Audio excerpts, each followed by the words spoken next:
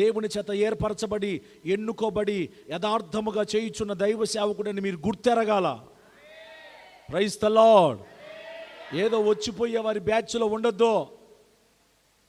నీకు సీనియారిటీ ఉండొచ్చు, సీనియారిటీ కాదు ముఖ్యం, సిన్సియారిటీ ముఖ్యం.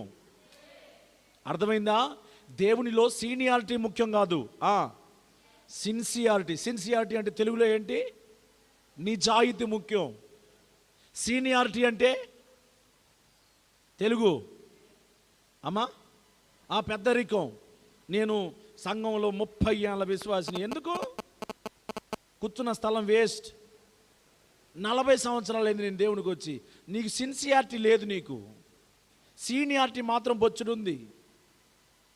అమ్మా బాడీ పెరిగింది కానీ, బలి చెప్పినావు నువ్వా, బాడీ పెరిగింది కానీ బ్రెయిన్ పెరగల.